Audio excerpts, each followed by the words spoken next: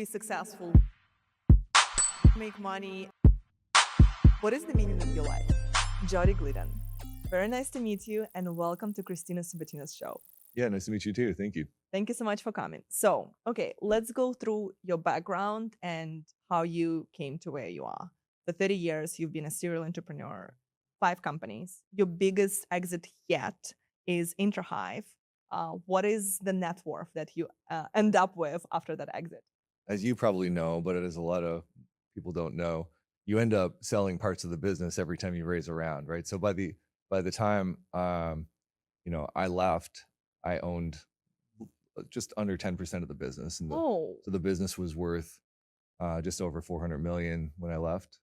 That was from the IntroHive piece. And you also raised 135 million. While I was there, yeah. Yeah. And Are you I've raised money- comfortable disclosing the net worth?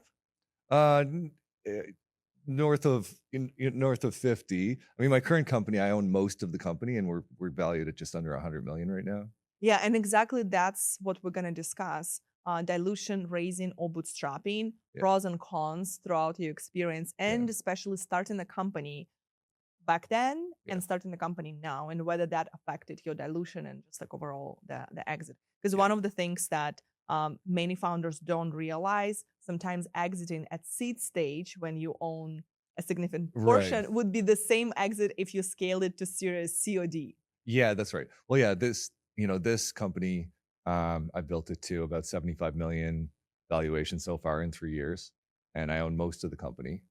Postalize. Yeah. So whereas with the last one, I was raising a lot more money, and so I was getting diluted a lot faster. That has the effect of, you sort of have to keep growing the company a lot faster in order to achieve the net worth you want. And at the same time, you're losing power, you're losing control in your voting shares, you're losing control in every board member you bring in, you're potentially being outvoted. What are the legal horror stories that happened at your first company, the first big exit throughout the life cycle of that company? In my first startup, everything went quite well, actually. And but I joined it, I think I was maybe employee number 10. And by the time I left, I was like the right-hand guy to the founder. So I learned so much in that seat, and that's what caused me to start the second one. In the second one, I did an all-stock deal, and with a large public company. We got acquired by a company back then, and it was right before the dot-com crash. So the shares that I sold the company for, I didn't realize that there was a 6-month lockup on those shares. And during that 6-month lockup is right when the dot-com crash happened. So I ended up, probably 16 times, I think, less than I should have gotten. Yeah, and it's the company that you didn't start, but you joined, that you thought a rocket ship, or the one that No. I mean, all of my companies have been massive success. But the first one, I didn't have much equity. The second one, I was, 50-50 founder, so I had a lot of equity. But the problem was I did an all stock deal. And then with that lockup. So that was probably my first horror story, was in the second company. Yeah, but lockup is actually very normal. Yes. So yeah, every stock purchase agreement. So that's just the reality. But the thing is too, like my first startup, I was when we exited, I was 21 years old. My next one, I think I was like 24 years old. I knew nothing. I had no degree. Wow. It was all just, I was a self-taught programmer when I was like 7 years old. And your first business was when you were 9, right? You got the computer, you got a loan. Yeah. Exactly. Yeah. I was making video games and selling them to the kids at school and stuff. And I was just trying to do anything to try to figure out how to make money. I was like, why? I grew up really poor. I didn't have a lot of money. I was living in a small town. I wanted to be able to, it was just simple stuff. Like, I wanted to be able to have the same clothes that all my friends had and all that. They all had, a lot wealthier families than I was from. Yeah. So money was the main driving factor. Yeah. At first, for sure. I was until, there's this thing I remember learning later on, Maslow's triangle, where they talk about, first it's the need for shelter, and it moves up to a need for achievement. I think I was still in that bottom tier where I was just like, how do I just get what I need to survive and feel okay? Yeah, that makes sense. And did you have entrepreneurs in your family? How did you know that this is how you get the money? Both my mom and my dad both had their own businesses each. and then they separated. But that was and my sister as well. They all started their own businesses, and so I think it was not necessarily in our family that you're going to get a job. It was just as probable that you'd start a business. I didn't really have it ingrained like, well, what's your job going to be? I was like, well, how do I survive? How am I going to make money? Yeah, because for many people, getting a job, getting an education, getting a job, that is the standard default path. And then entrepreneur is a deviation, is 1% of the world. Yeah, and I was just talking about this with a friend the other day. I was saying it's kind of funny how everybody's just like, okay, I'm going to go to college, and they're like, well, what are you going to do? Well, I don't know, but I'm going to study philosophy or whatever. Like, I don't know. The way I grew up was like, how am I going to survive? Like, how am I going to get an apartment, feed myself? Like, how am I going to stand on my own? And that was my first thinking, is like, how am I going to do that? And when that need subsided is after first, second exit, or third? Oh yeah, I mean, very early on, I was making. I mean, by the time I was 14 years old, I bought my first car, and I couldn't drive it for 2 years. So I was figuring out how to make money really early Oh, wow. in conventional businesses, Yeah. And then when I was just graduating high school, all of a sudden, .com businesses were starting to become a thing. It was like the early 90s, and I was like, wait a second, I could make money with computers? I never even thought of that, Yes. So Do you feel that it's a similar time right now with AI? .com bubble, internet bubble, AI bubble. And I'm saying bubble, there is reality there. It is a paradigm shift. Do you feel like it's the same kind of a new paradigm wave where people will be able to create wealth? lot to unpack there, because for sure I see parallels in the ability to create wealth. The people that didn't act fast during the internet adoption and the move to .com, the all the movement of traditional businesses to online, people like Amazon and eBay and all those I mean, they absolutely killed it compared to most people. And I mean, there's a lot of parallels to that now. Now what you're seeing is the replacement of traditional white collar labor potentially with AI. And so that has a lot of parallels. But I was looking at the stats the other day. The adoption of AI, although we feel like it's very heavily adopted, it's almost akin to the adoption of internet in 1998. That's where we're at. So only 2% of the world right now is using AI to actually do work. They're mostly doing it to just answer a question. Yeah, like a chatbot. Okay, let's dive into this. So starting a company before and starting a company now, how is it different? Well, in the early 90s and mid 90s, there really wasn't much for venture capital where I lived. There was basically none. So it was In all Canada. You're from Canada, yeah. from Canada. So it was all bootstrap. So that's that I went from the focus being on no capital to then then there's plenty of capital, and then now I'm back to, well, now I want to raise as little capital as possible again. Okay. So double down on that. Why raise as less capital as possible? So that I can retain more ownership, because it wouldn't have been possible to build as like Postalize is actually a pretty significant legal tech business now, and I was able to do that without like bringing in too many investors and having too much dilution. So I'm still able to keep a lot of control. It's a lot more fun, and at the end, I'll have a much bigger exit. But do you think also because you had previous exits, so did you bootstrap as well, that you put your own capital into this? Yeah, I put probably the first million or so in myself, which helped save me a ton of dilution. Yeah, I think I can relate to my journey. I put $1 million of mine because I generated revenue before I started venture-backed startup. Yes. And that's why I was able to command high valuation, pick investors who bring more revenue instead of just money. So you recommend, okay, for someone who doesn't have $1 million to put, what would you do? How would you start a startup now? Well, I think that the most important thing, you should be able to at least get to working product before you raise money. If you can't do that, like I would question why. A lot of people say, well, I can't do it because I don't know how to create software. I don't know if that's an excuse anymore. Yeah, no, it's not. You can tell Claude, I don't know how to create. Yeah. How do I create? Yeah, exactly. Ask the question. Put in the work, right? And if somebody won't put in the work, that's probably a problem these days. So I think I would get to that, because that right there is a stage that unlocks a different valuation. I think that's really important. And you can start sales if it's software. Like Yeah. obviously hardware, biotech, it's a different story. But if it's software, would you recommend just try and get the revenue before you go raise? 100%. It's almost the same thing. Like if like I always ask the questions when people ask me to invest in their startups, like, what is it that you need? And if it comes down to they just don't want to bother doing the work, they're like, well, I don't have any customers. Well, why? Like who have you tried to talk to? Well, I haven't tried to. I need to hire a salesperson. Well, then I wonder, like, why? Like you should learn. Is it a real problem? Is it a real problem, or is it laziness? You know, because I learned to sell, I learned to market, I learned there's books, right?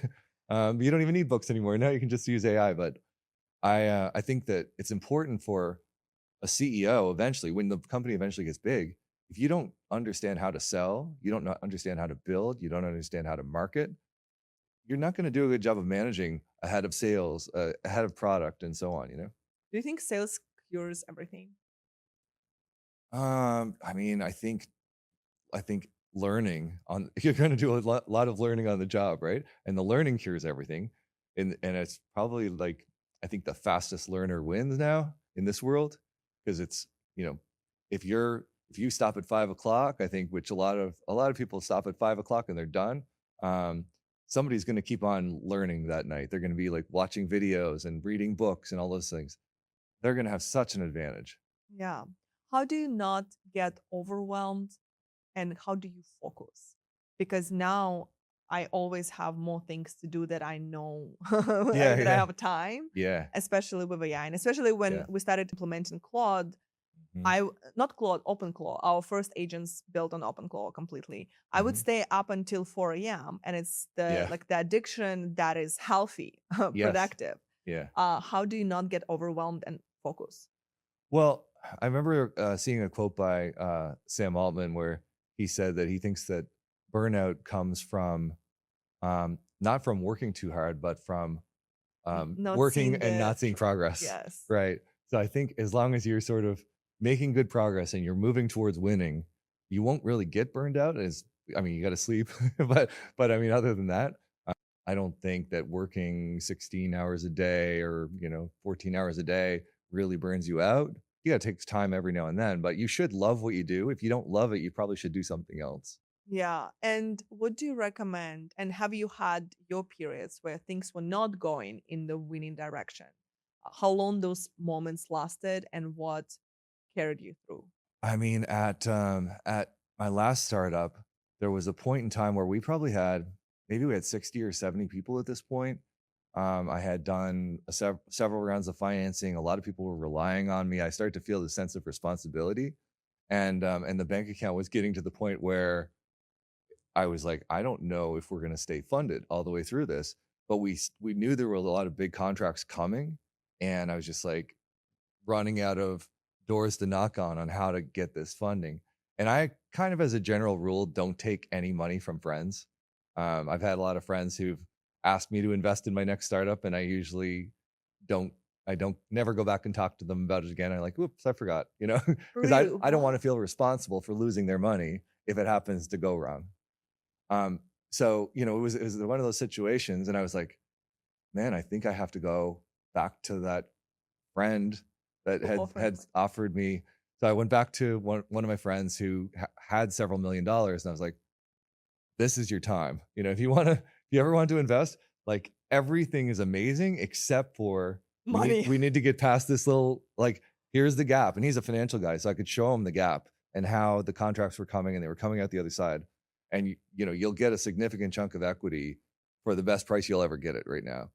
So he's like, I trust you. Let's do this. And he made, I don't know, 8 or 10 times his money in a very short period of time. So I don't know. That's like an example of the ultimate stressful, you're gonna die.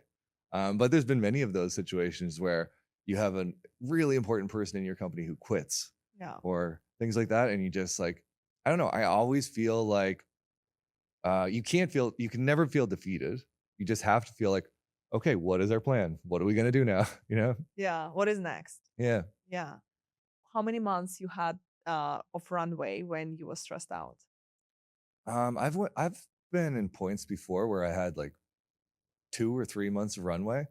The startup before that, we were doing amazing. It was like, it was just, we sold to Verizon, AT&T, a whole bunch of these massive companies. And, but we still had a burn rate like most startups do. And our plan was, the way the markets are, they say sell in May, go away. There's a common phrase. So it's never typically a good idea to raise big amounts of money in the spring. And so we had maybe enough cash to get us to the end of the year. And I thought, we're doing amazing. I'll just raise the money in September when all the bankers come back. We were a public company at the time. This was my 3 companies ago. And so I thought we'll just raise then. And back then you could raise in 24 hours if you're a public company. And so I was all lined up. I was like getting everything ready. We were going to raise in September. That was September of 2008, the crash, Oh my God. So I was like, oh my God, I have like 3 months of cash left. We had, I don't know, 100 people or something like this. We're a public company. And I'm like, we're not going to make it. I don't know what we're going to do. So we went to strategic investors, went to BlackBerry, who was one of our big customers and one of our big partners, and said they acquired you. They ended up acquiring us instead. But that wasn't we went to them to raise money, and they were like, we'll think about it. On the drive home, we got a call. They said, come back. And they told us to come back, and they were like, we don't want to invest, but we want to acquire you guys. So that's how it happened. Was it a good acquisition, acqui-hire? It was good. Like, it was lucrative for everybody except for the last round in. But it was, they definitely got the benefit of the public stock being down, Yeah. Did you have other options? So it was, this is all we got? I mean, I could have explored other options, but it wasn't. You also have, as I'm sure you know, working in legal tech, you have a fiduciary duty, right, to your shareholders. So if you gamble with people's money and you lose, then you get sued for not taking the good option that was right there in front of you. So yeah, I kind of had to do it. Okay. In terms of the board, you mentioned that sometimes, like in some of the companies, investors would be voting against you. How did it happen, and how would you do it differently now? Yeah, what I generally have always tried to do ever since probably by the time I was maybe late 20s or 30, I had ran enough companies that I understood very well how a board works. I was no longer sort of looking at a board as the same way that I did back then, where I thought like, okay, well, an advisory board, these will be a bunch of people who can kind of help me get through the tough time. Then eventually I started to realize that's not really what I want. What I want is, you're going to bring in investors. Those investors in some cases are going to invest enough that they need a board seat. Those board members have control, and they vote to decide whether you keep a job. You see Travis Kalanick got fired from Uber, for example, and a lot of great founders do. So then I started to think about it a lot more from that perspective. And like, I had been making a lot of great moves, building a lot of great companies. So I thought, how do I make sure that I don't get myself into a situation where a financial investor can vote me out? And so I started to try to do that. What ended up, I guess, you can get into situations where, like, for example, in the 2022, I think it was, when COVID happened, and the board, some certain board members that came to me and they said, we want you to cut the staff by 40%. And I said, I did the workup on it and everything. And I was like, I don't think we could recover from a 40% cut. Like, if this turns out to be something that, let's say in 3 months or 6 months or 9 months, people go back to work, we will really regret cutting 40% of staff right now. And there was a lot of arguments and stuff. In the end, I came up with a compromise where I took I think a 50% pay cut, and VPs took like a lesser pay cut, and we kind of like had a sliding scale so that the lowest paid people took no pay cut, and we went like that, and we were able to cut enough of the cost. And then I think the total sales pause from COVID was 6 weeks.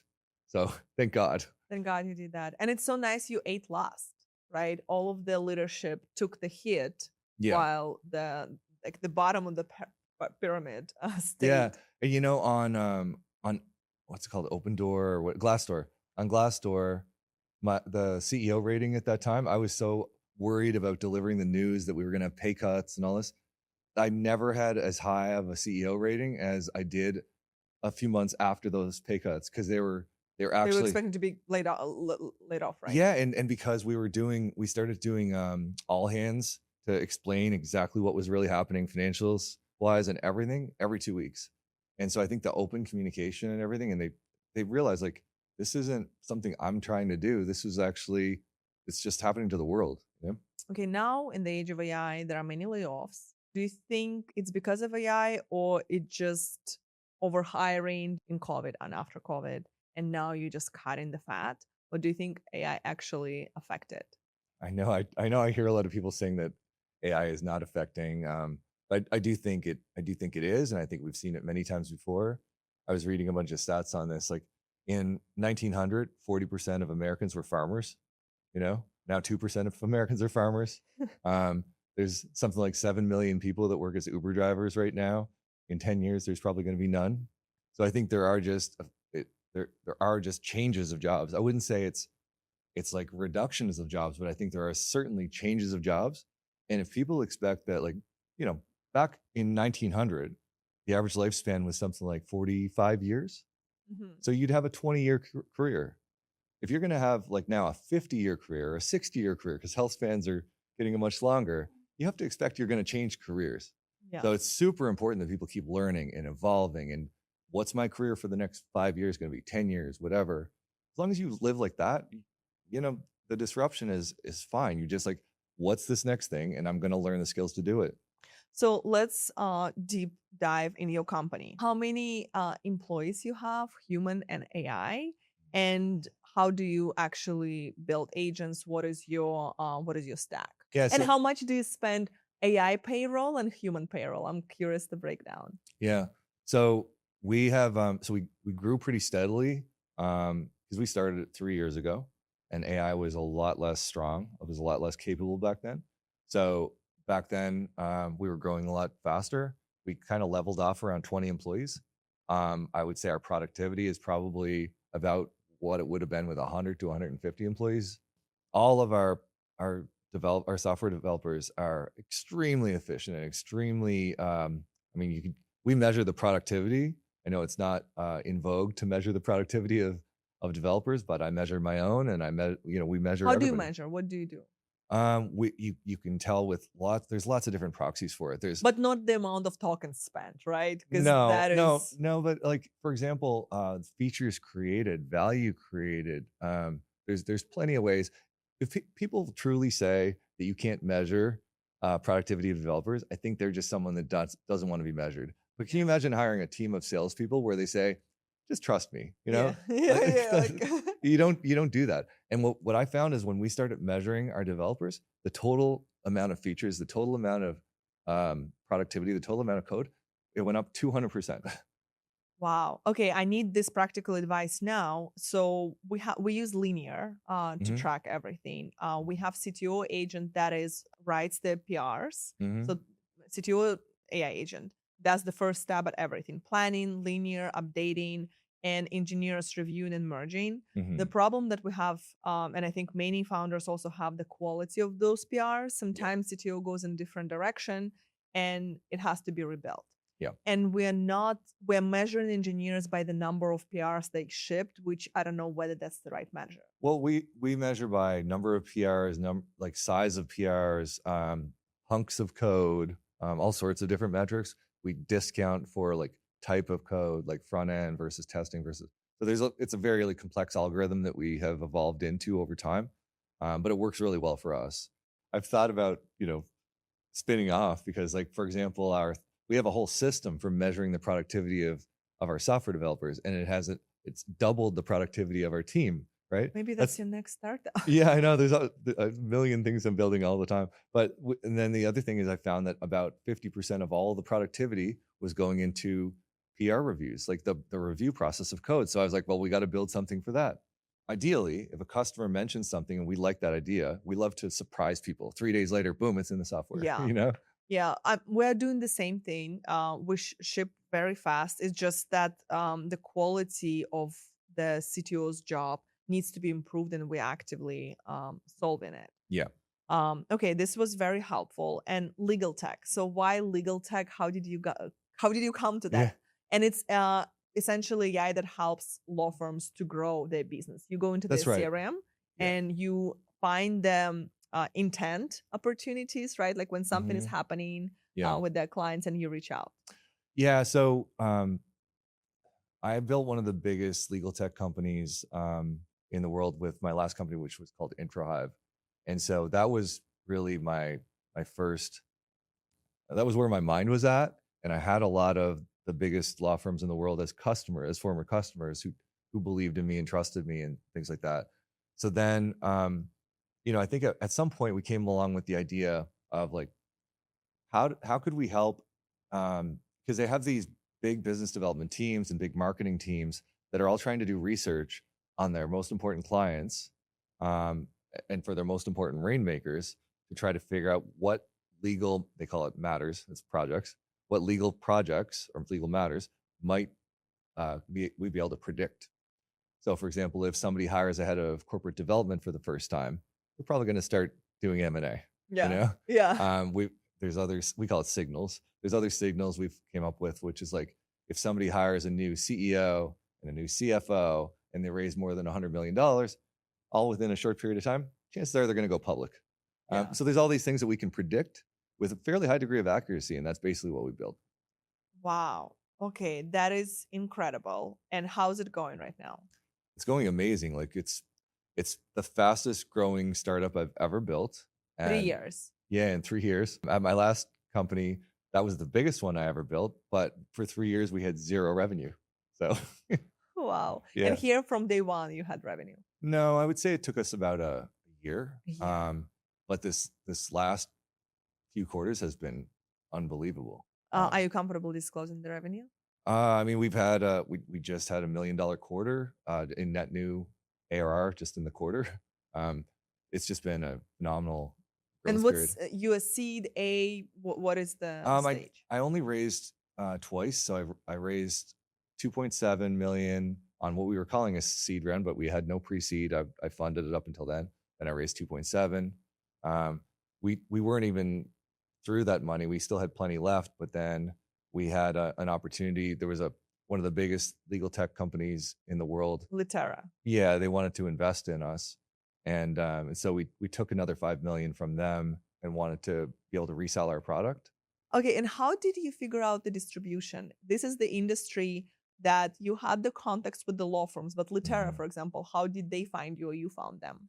I took, well, I guess first we'll talk about that story. Then we can talk about my thoughts on distribution in general, because I think it's a little different the way I've always done my startups. Yeah. I think it's why I've always been successful.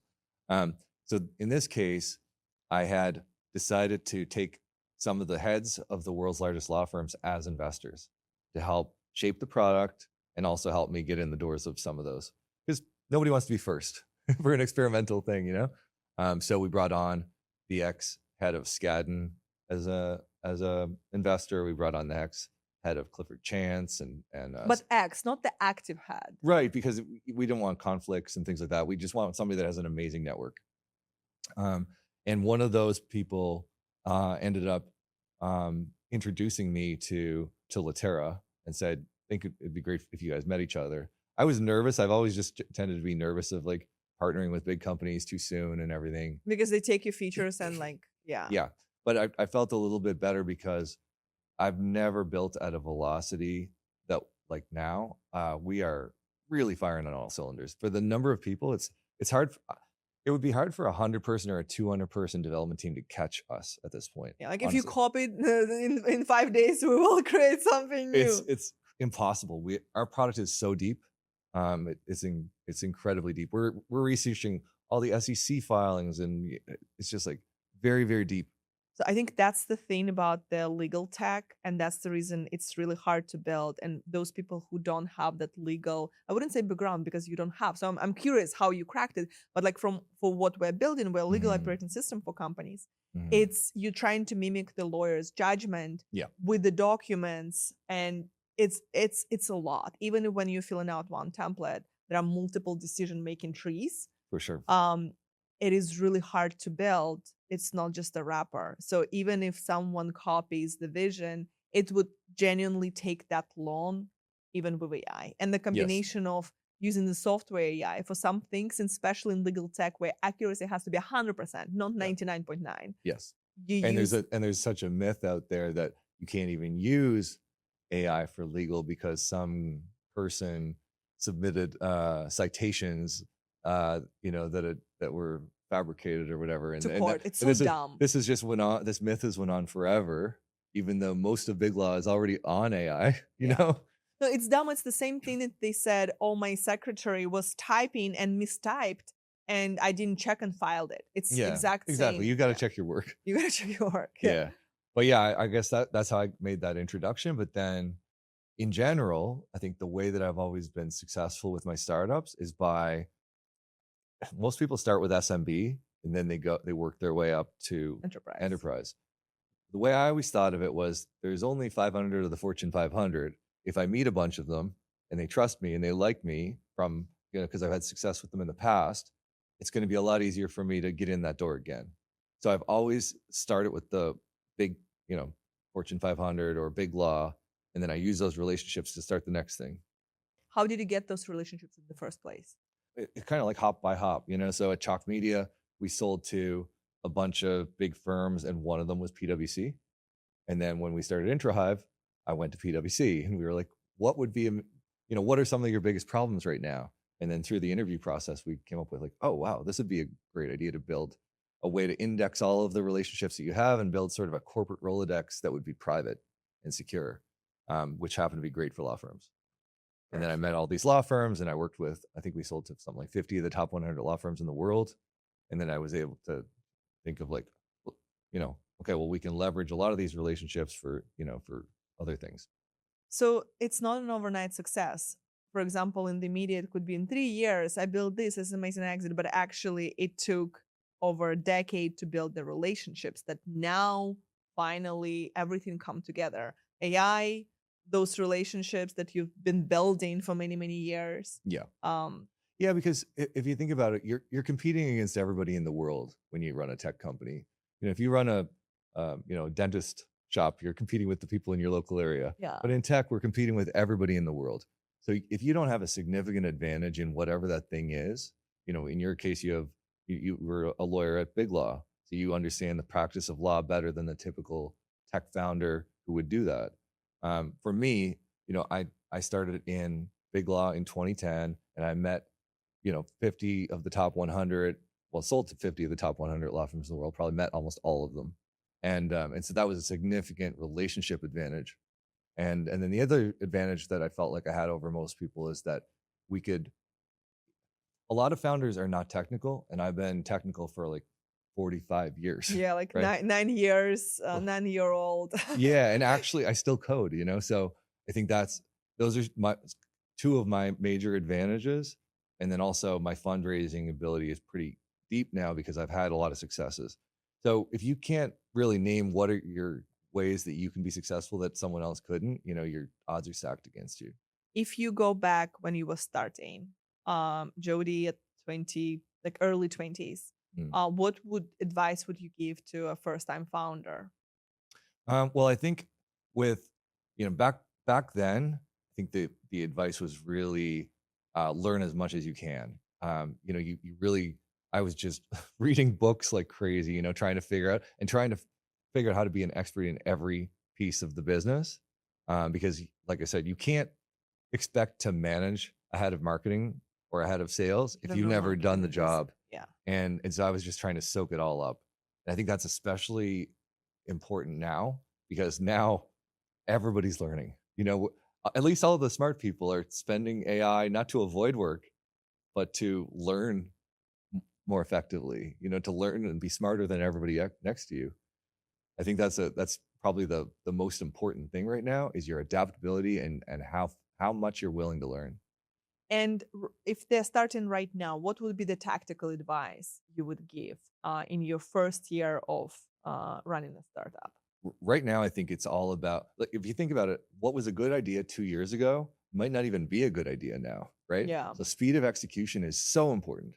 And speed of execution is possible at a rate that's never been possible before. So I think spending a little bit more time on the strategy and then really hammering on the execution, because you're going to go through iterations, you're going to head down a path and it's going to be wrong, and then you'll have to take a different way. That's the normal way, right? So I think speed is like incredibly important right now. considering that you've had many successes, what now motivates I think what motivates me most often now is I love to feel like we're reaching new achievements, so that's always been a thing. But it's probably more important later in life. And then also, I think I see like windows closing. I think that the world of giant companies is coming maybe to somewhat of an end, and I think it's going to become a lot more of like little bit like many people, instead of working for big businesses, you're going to have many people starting companies, and those companies will be smaller. And so I just think now's the time. I wake up all the time with a sense of urgency, thinking, I don't know how many years left we have to build a big company, but I want to do it. you? Yeah. So that's really where a lot of my drive comes from, I think, right now. Yeah, I also feel that this is the trend because with all of the layoffs, people would have no choice but to start Yeah. their own things, and that's why I saw the opportunity with Lexi. In addition to like the legal operating system being broken, that there is no context, shared context, that is like Google Drive, Dropbox, email, and there's no legal predictive intelligence. Like, what else do you need to do? And it's Mhm. especially important early stages. And with all of the businesses that are coming up, if we can build knowledge graphs and track everything, then you have this GC that is agent that sits there with the structured context. I, Um, I think you're gonna, yeah. I mean, I think in every sector, but especially sectors like legal, you're going to have one person be able to do the work of many people. And the most successful firms will catch on to that quickly. The least successful ones might not exist anymore. yeah. And that's a fact in coding teams, in legal teams, in education, in all these sectors. They're being given an opportunity right now to do much more times work by just automating things that they do in an effective, not a silly way, but in an Yeah. effective, thoughtful way. And the people that are doing the best at that are just going to crush everyone else, I think. Yeah, I think in order to truly automate from end to end, you need to have this context that is organized and structured about the company, that is self updating. Yeah. That way, agents are enabled to draft a document, answer a question, because they have all of this data about the company. And as the company grows, it becomes more complex. But at inception, it's easier to capture that and organize it. I found like with in big law, sometimes a partner will sign you up, right, for their firm, and then they disappear because they're too busy and they can't like really give you the time. And then those are the partners that I've left through the years. And the ones that I've stayed with were the ones that knew how to use their time efficiently and use the tools efficiently in order to when I have an urgent issue and I call them, they pick up the phone. Yeah. So I think like that's another thing. I think the whole practice of law is going to become a lot more human. They're going to spend a lot less time doing the medial work, and they're going to spend a lot more time on being able to speak human to human, and that's kind of what AI gives us, right? It gives us back time. Exactly. So, what is your best company that is very AI friendly? For me, it's Mercury. Mhm. I never send money now. My agent does it, and I just approve. Yeah, well, I mean, there's almost nothing that I've found since Opus 4.8 and Claude and um, OpenAI 5.5 came out. There's almost nothing that I've found that I can't create a skill to do. Like there's very few things. So the entire flight booking process, hotel booking, hotel selection, flight selection, drafting, uh, you know, podcast things or social things, whatever. There's just almost nothing that I find I can't use my AI to interface with some system to get to what I want to get to. Do you have an assistant still? No, have tried to avoid having an assistant for most of my life. Um, Eventually, when I got about 500 people at IntroHive, I hired an assistant, and maybe that was for like a year. And now I'm back to being able to have no assistant again. I feel It feels like it's a success story for you. I don't have an assistant. Why? yeah, well, I want to be as efficient as I can, and I feel like I'm always going to be able to nail things to my preferences better than anybody because I'm me, you know. And the only thing that's going to be better at that than me is an AI that I train to be just like me. So that's what I try to do is like create reusable things that will automate the way I would have did it. And that way I get to have the travel the way I want, or do the sales pipeline calls the way I want, or build the software the way we want. But you still hire people. Whom do you hire then? People who are better than you at their jobs? I try to hire the most talented people I've ever encountered. So at at Postalize, my CTO is my CTO that I had at my previous company. My head of architecture is the head of architecture that I had at my last company, and so on and so on and so on. Nice to have a bench. Yeah, I try to find people who we speak the exact same language, because we've worked together before, and we can hopefully finish each other's sentences. Because if you'll spend too much of your time trying to nudge people to make decisions the way that you would do it. And I think, some startups might, you might need to move faster than that. So the more you can spend on execution and less on training, the better. What is your dream now? I think this is my dream. I love what I do. The exits are great. I love getting that big wire when you sell the company someday or whatever. It's great, but I think I love every day. I mean, to the point where I voluntarily work on the weekends building stuff just because I really truly love it, And I'm probably the only one at my company. I don't know. I don't really check if they're working on the weekends or not, but I do it not because I feel like I have to. It's just honestly fun. There's never been more time that's fun in tech than now. Yeah, I love it. And whether you've heard it or not, I'm just curious, but you're so deep, technical, and overall, you're so excellent at what you do. Yeah, thank you. You did not strike me like that. When first Scott shared your Instagram, I'm like, okay. Don't look like a typical founder. No. Yeah. And that is a I guess you can take that as a compliment or not as a compliment. You're a real deal. And you take care of yourself. Yeah. So where is it people who are very obsessed, in Silicon Valley, they're usually wearing a dirty t-shirt and it's just whatever, Yeah. So how do you combine that? Is it because of Miami, or you've always been put together? Well, my mom was she had an aesthetics business. I had 4 sisters who were all in the beauty industry. So I was just I kind of grew up with just being aware, of all of that kind of stuff. And I was like, I don't know if it was really a thought or a choice or whatever, but I was I would be deliberate in the clothes that I picked out, or, when I was getting ready, I just tried to be deliberate about how I wanted to present myself to the world. And then whenever I started getting to the point in my startups where I had to give speeches and things like that, I became even more aware of just wanting to present myself professionally as much as I could. Does it help?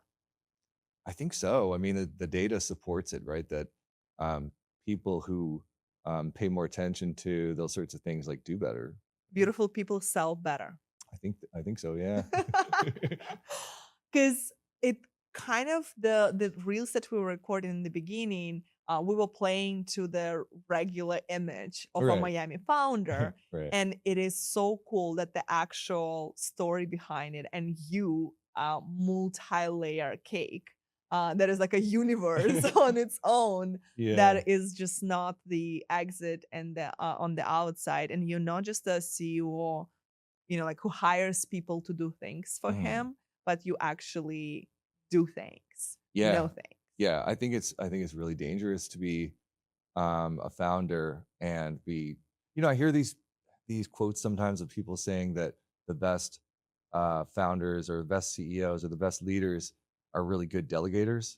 And I think that's dangerous if you get too much into the mode of how do I avoid work? You look at who's the best founder of them all. I think most people would agree it's Elon, and he could tell you exactly how the rocket's built, and he can get in. He spent nights on the floor in Tesla, actually diagnosing problems with the battery. So I think, and that's the way it used to be done in Japan. So I really do believe that it's a lot more fun when you actually get into the details, and you raise your chances of success. So I think there's no downside to that. Thank you for saying that, because yesterday I felt very down because I spent the whole day working until late, and it just like that's because legal tech is so precise, and whenever I do legal work, half of the time I spend on product, and I'm like, I struggle hiring a lawyer because I have really high standards, so I ended up doing legal work because I really want the product to be that great, and I'm scared of hiring someone who will train my agent not well. I think that is going to be your superpower at your startup, is the fact that you have done the job, and so you can't outsource that. Like one of the biggest problems I've seen, and I made this mistake early in my career, is I tried to figure out how to, okay, I'm going to hire this amazing VP of sales, and so I hired this person that ran a 3,000 person sales team, and this was at my second startup, and we had maybe 30 people at the time.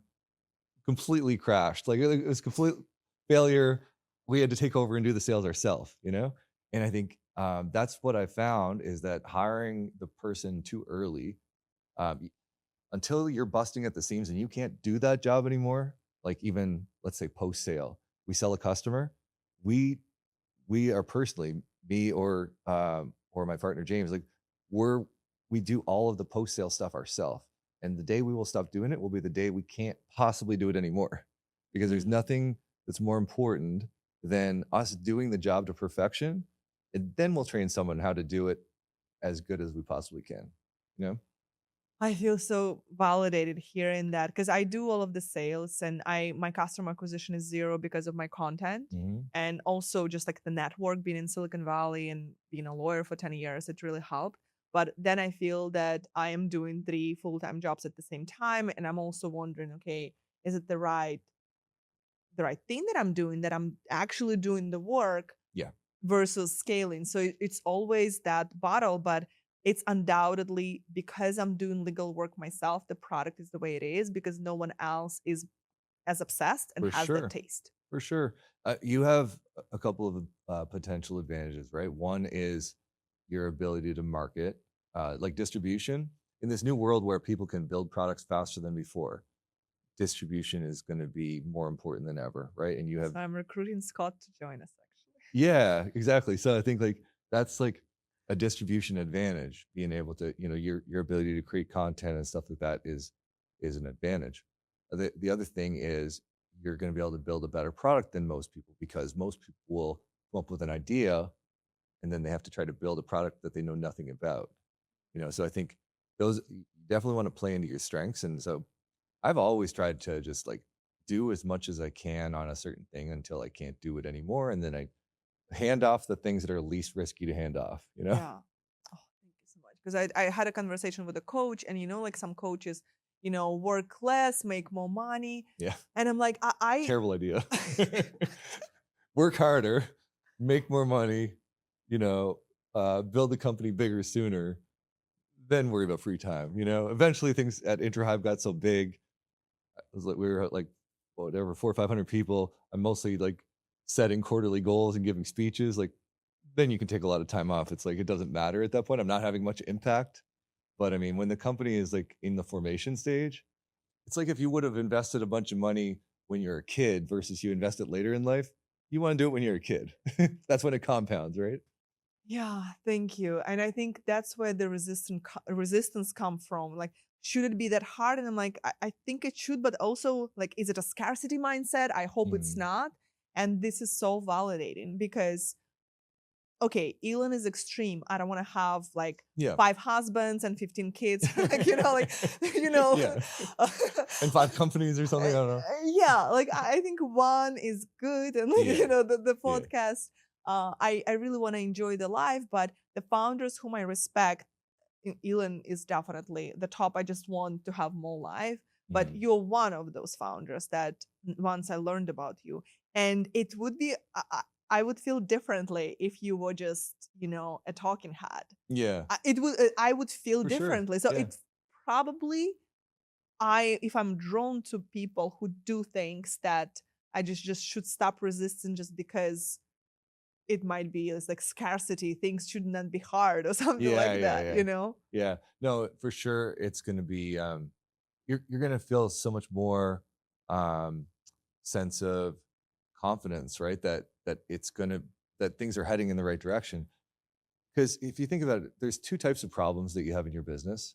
There's the efficiencies that you can continue to create with your customers, right? It's like figuring out what they need and making that thing that they need and getting in front of as many of them as possible. That's one set of problems. And then this other set of problems are hiring and training a team of people to help you do those things. The more you can spend on the first category and the less you can spend on the second category, the better, right? Like, that is controversial opinion, because like CEO, you hire the best and you empower them. And I'm like, okay, it's so hard to do that. yeah. I mostly spend time doing things myself, and it's validating. But I mean, you have a team, so you Yeah, for sure. But I still choose to spend my days doing the things that I think are going to have the biggest impact for me, and I spend as much time as I can, afford to do it. And then I hire amazing people that are, really good. Like, I know that when I give, a certain person on my team, like there's one guy that's amazing at architecture, and I know if I give him something, I don't really have to think about it. I've worked with him for 15 years. I know it's going to come out amazing. And I have certain people like that, like the guy I was telling you about on design and UI UX. I could spend time trying to do that, and I'll probably do a great job, but he'll nail it. I don't have to worry about that. So you delegate only to those who do things better than you, or at least at your level. Exactly. Yeah. Okay, that's the conclusion that I also came up with. And as a first-time founder, it takes me about a year to hire someone, a player, that has many options, and money frequently is not a question. Yeah. And before that, I was wondering, what the hell should I be? Everyone says delegate, and I'm like, they suck. And then I am toxic, right? Because I'm trying to whip you into something that and you really don't want to spend your energy or your thoughts or whatever. Like, when I go to sleep at night and I lay down, I want to be thinking about the business problems, not the people problems. So like, why hire more people problems? It doesn't make any sense. There's a great book I read one time called Work Rules. It was like basically the early hiring strategies of Google.